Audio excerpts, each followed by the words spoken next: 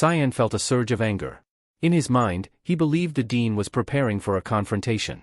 The dean warned him that escaping the chain tower, a formidable 9-star spell, was impossible. The dean assumed he had overestimated Cyan's abilities. However, Cyan calmly offered to prove his strength. The dean was taken aback. As Cyan's body transformed, darkening to resemble a black hole, he activated a technique known as the Void Sphere. The black mist began to envelop the chains.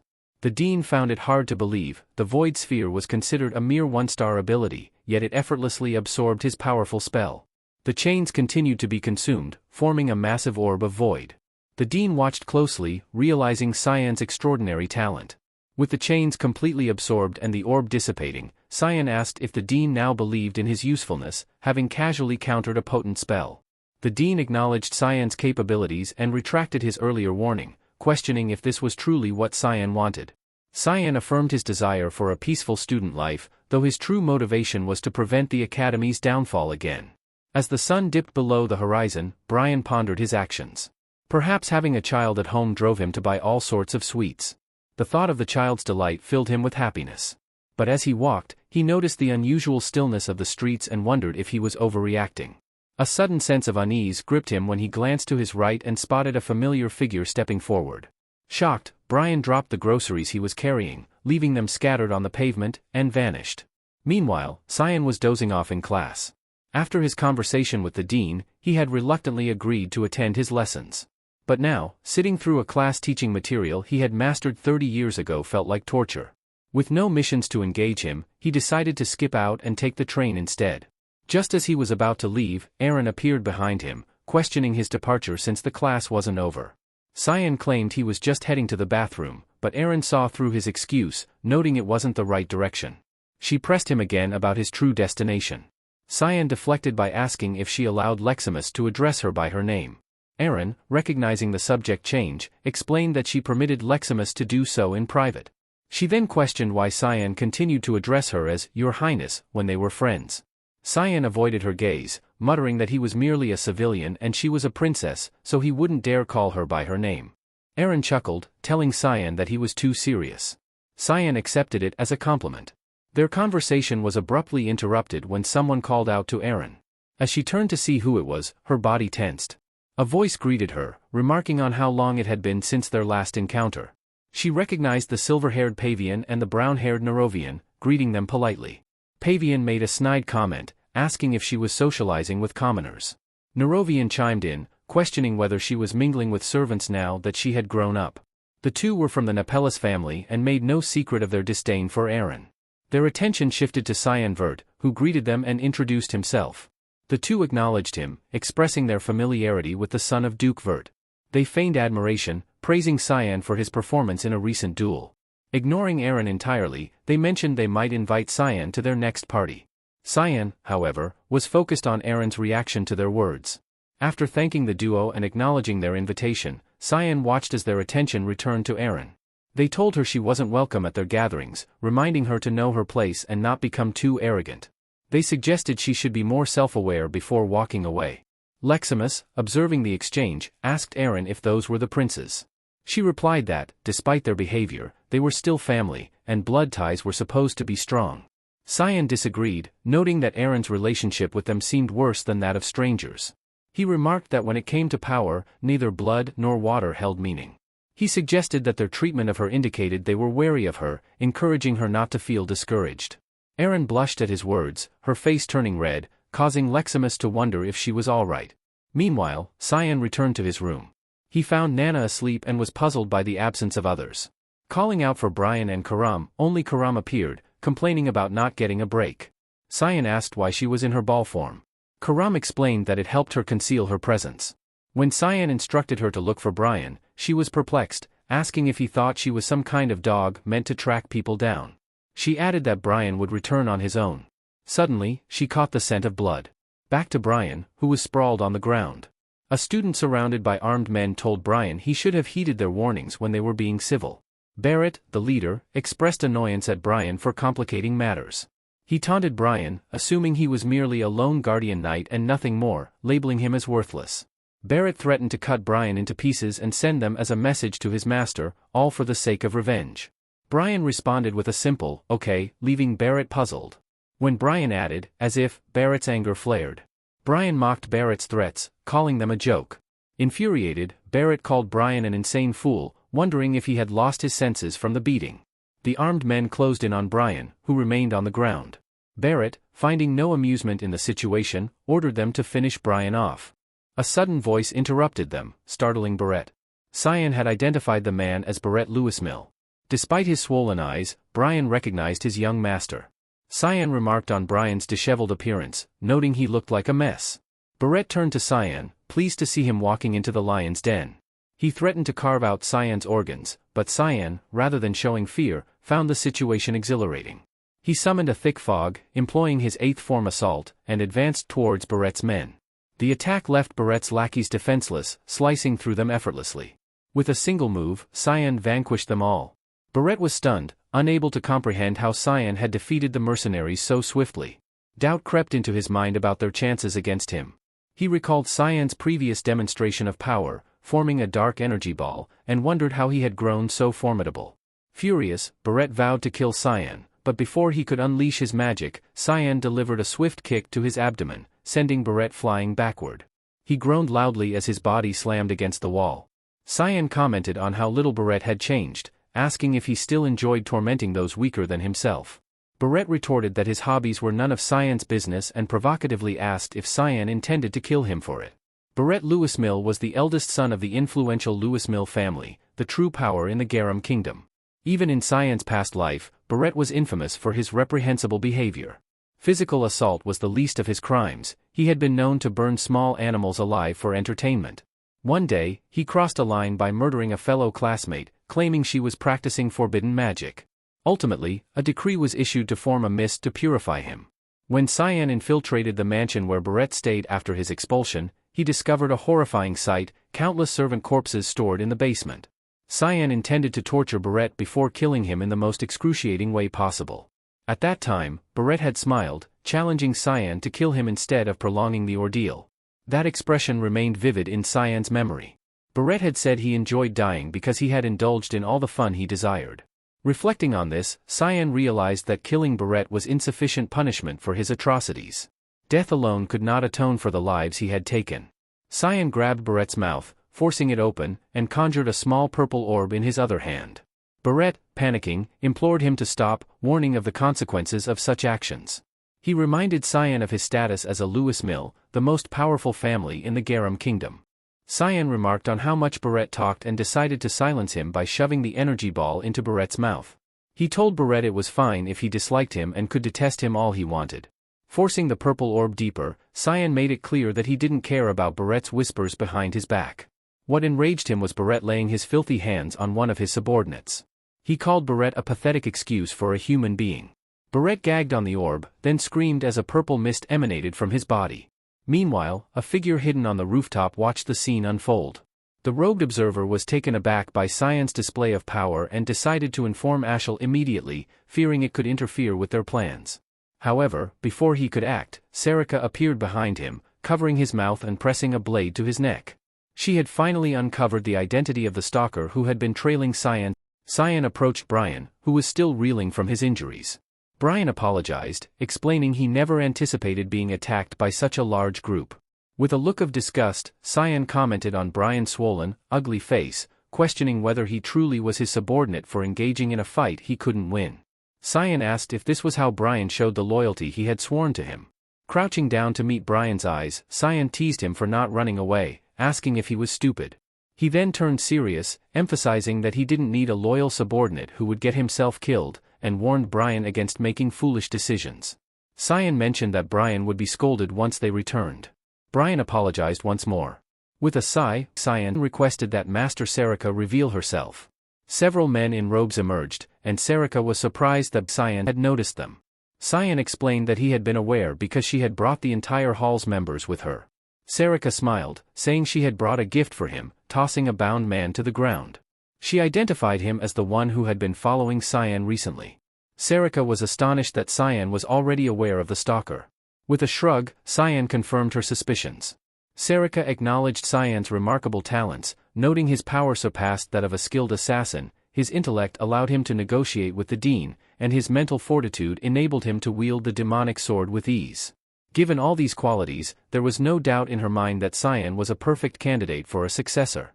However, she cautioned that such incidents couldn't continue, as more people would grow suspicious of Cyan. Cyan promised to be careful but firmly stated that he wouldn't live like a fool, accepting mistreatment from others. He vowed to crush anyone who dared to harm his people. Sarika realized then that Cyan was deeply committed to protecting his own. Sarika, taken aback by Cyan's decisiveness, chose to leave him to handle the situation. She focused on dealing with Barret and his minions, while Cyan turned his attention to the captured man. The man, terrified, asked if Cyan intended to kill him. Cyan, with a devilish grin, assured him that death would be too easy. Trying to maintain a brave facade, the man claimed that Cyan wouldn't be able to extract any information from him, even under torture. Amused, Cyan casually revealed that the man was Ashel's top subordinate. The revelation startled the man, who demanded to know how Cyan had discovered his identity. Of course, Cyan hadn't forgotten, this man had never left Ashel's side. In his past life, he remembered the man's jealousy over Cyan's relationship with Ashel. Cyan speculated that the man's feelings might be dangerous in another way. Raising his hand, Cyan summoned magic. Although it would have been easy to kill the man, Cyan had other plans, recognizing the potential usefulness of someone so close to Ashel. As a purple mist approached the man, fear overtook him. Cyan used a spell called Creation, Shadow Personality. The purple smoke entered the man's mouth and eyes, causing him to scream in agony. Days later, Leximus charged into a training session against Aaron. Aaron was confident, yet Leximus moved swiftly, positioning herself behind Aaron with her sword pointed at her. Declaring her victory, Leximus stunned Aaron with her speed. Acknowledging her defeat, Aaron reminded Leximus to call her by her name when they were alone. Leximus apologized, addressing her as Your Highness, but Aaron corrected her with a glare, insisting she use Miss Aaron instead. Their attention shifted when Brian called out to the young master, Cyan. They observed the intensity of the training. Brian, despite being punched in the stomach and losing his balance from another blow, impressed Cyan with his endurance and strength, akin to a knight in training. Cyan saw potential in Brian, knowing he could be valuable in the future. Though Brian was panting heavily, Cyan asked if he was already tired. Brian insisted he could continue, but his body betrayed him, and he coughed up blood.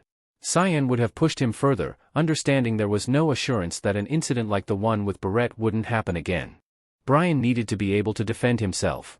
He asked if Kellen was alright. Cyan reassured him, explaining that Kellen was now an ally. Previously, Brian had watched as the purple smoke entered Kellen's body and slowly dissipated. Cyan had struggled to perform the spell, as it had been ages since he last used it, the 9-star dark element magic known as Shadow Personality. This magic creates a shadow-based persona to control the opponent and was something Cyan had used only once in his past life. Cyan asked the man who he was. Kellen Diego, kneeling before Cyan, introduced himself as a guardian knight of Velius.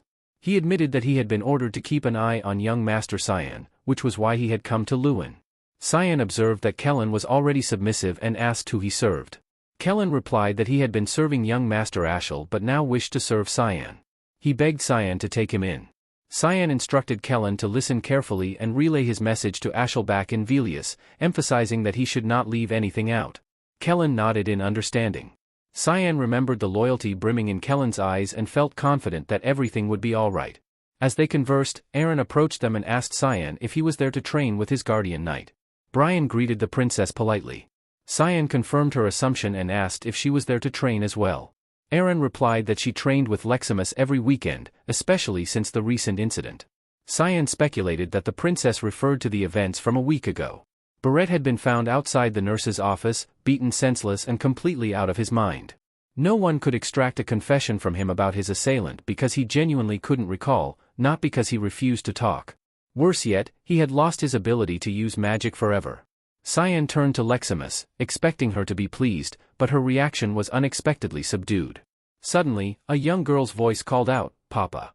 She was plummeting from the sky. Brian and Cyan's jaws dropped in disbelief as they recognized Nana. They had left her with Karam earlier, but Karam had evidently fallen asleep, leaving Nana to her own devices. Aaron caught the young girl, surprised and confused by her sudden appearance. Nana was overjoyed to have found her, "Papa." Aaron was baffled as Nana pointed at Cyan, repeatedly calling him, "Papa." Cyan tried to ignore her, but her insistence drew Aaron's attention. Dumbfounded, Eren wondered when this had happened, who the mother was, and how Cyan had become a father. Cyan avoided Eren's questioning gaze, feeling relieved when she caught up on the situation and realized Nana wasn't his child. Eren admitted that she had all sorts of ideas about where the child came from, but was surprised by Cyan's kindness. Deep down, Cyan was worried that Eren might blackmail him over the situation, as was Brian, who feared they might get expelled from the academy if word got out. However, Eren, being a potential ally, assured Cyan she wouldn't tell anyone about Nana being a draconic human. This revelation surprised both Cyan and Brian. Cyan asked if Eren was serious, and she confirmed it, asking Leximus for her opinion. Leximus didn't answer verbally, but her fondness for Nana was evident. Leximus then commented that she had no one to tell anyway since she didn't have many friends, which made Eren pale slightly. When Cyan probed why Eren would help them, she simply replied that she felt sorry for Nana, knowing that she wouldn't fit in with dragons or humans. She admired Cyan for choosing to care for Nana. Eren then asked if she could visit sometimes, making Cyan clarify if she meant his room. Blushing, Eren told him not to misunderstand, she just wanted to see Nana occasionally. Cyan agreed and reminded her it would remain their secret. Eren promised, feeling a thrill at sharing a secret with him. Cyan said his goodbyes, while Leximus noticed Eren's face was red, and she seemed preoccupied with thoughts of getting closer to Cyan. Her strange behavior worried Leximus. Meanwhile, Karam discovered what had happened and was annoyed it all transpired while she was asleep. Sarcastically, she suggested they reveal Cyan's living situation with the demonic sword. Cyan told her to be quiet and reflect on her actions. Karam retorted that Nana was rebellious because she took after her father. Brian suggested they take Nana on walks, believing she was stressed from being cooped up indoors. Cyan agreed it was a good idea, causing Brian to blush at the acknowledgement. He then headed out with Nana for a walk. Later that night, two human-like figures with wings flew across the dark sky. The silver-haired man halted abruptly, sensing something unusual. Observing the area below, his female subordinate, Catalina, asked what was wrong. The man replied that he smelled something sickening and asked where they were. Catalina informed him they were near Lewin, a place he knew about due to Lewin Academy. He decided to delay their return, as he sensed an aura emanating from that location that, as a dragon, he could not ignore. Brian chased after the flying Nana, who was soaring joyfully through the air while Cyan walked leisurely behind them. Brian called out to Nana, urging her to wait, as her antics could be dangerous, but Nana was too excited about the vastness of the open area.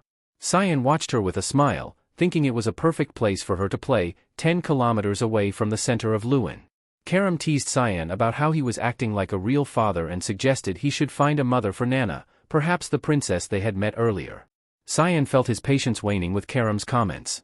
Suddenly, an ominous presence filled the air. Karam warned that something was approaching. A silver-haired dragon appeared, remarking on the sickening atmosphere. Brian called out to Nana, urging her to be careful. A powerful blast of magic struck near them, but Brian managed to pull Nana to safety just in time. Cyan immediately checked on Nana, and Brian reassured him that she was okay. Cyan instructed them to stay behind him for safety. The impact of the attack created a large crater, and from it emerged the attackers. Cyan was bewildered to see two high-ranking dragons in the area. The silver-haired dragon glanced at Nana, identifying her as the source of his disgust. This dragon, a high-ranking silver dragon named Lucian, found Nana's existence repulsive. His companion, a red dragon named Catalina, also looked down on the mixed-blood creature. They questioned Cyan about his connection to Nana and noted that he wielded the demonic sword. Karam retorted against their disdain, criticizing how they were objectifying her. Catalina, visibly angered, insulted Karam by calling her an inferior being who degraded herself to serve humans. Karam bristled with anger, but before Catalina could attack, Lucian raised a hand to stop her. Lucian declared that he had no interest in fighting inferior beings unnecessarily but demanded they hand over Nana. Nana, frightened by his words, clung tightly to Brian, who held her protectively. Lucian coldly mentioned that a half-human, half-dragon was a rare subject for experimentation and promised to let them go if they surrendered Nana. As usual, Cyan dismissed him with contempt, telling him to shut up. Lucian, taken aback, asked Cyan to repeat himself. Cyan boldly obliged, saying, "Shut up, you lizard, piece of shit," which made Lucian laugh in disbelief. Lucian launched a ferocious attack on Cyan, causing the ground to crumble around them. Despite the chaos, Cyan remained unfazed, standing firm amidst the destruction. Concerned for Cyan's safety, Brian hesitated, but Cyan reassured him, instructing him to move far from the battlefield. Brian obeyed without hesitation. As the ground was carved out by Lucian's attack, Cyan mentally noted the sophistication of the technique. Lucian taunted him, declaring that this was why humans like Cyan were considered inferior. In response, Cyan unleashed the ninth form of the thick fog technique, the demonic sword manifestation. Serum's presence seemed to take over him, and Catalina was taken aback by the display of power. Lucian recognized it as the power of the exile and remarked on the unexpected surprises of the day. However, he remained dismissive, viewing Cyan as an inferior human. Lucian underestimated Cyan's speed and was caught off guard when Cyan swiftly moved to attack. As Cyan swung his sword, Lucian tried to block, becoming furious at the unexpected challenge. He retaliated with a shockwave and conjured a large magic circle above Cyan. A blinding light erupted from the circle, releasing a powerful beam that destroyed the ground. Yet, Cyan emerged from the chaos, appearing behind Lucian using the thick fog third form, Fog Glide. This was quickly followed by the Fog Sword, Rushing Fog Storm technique.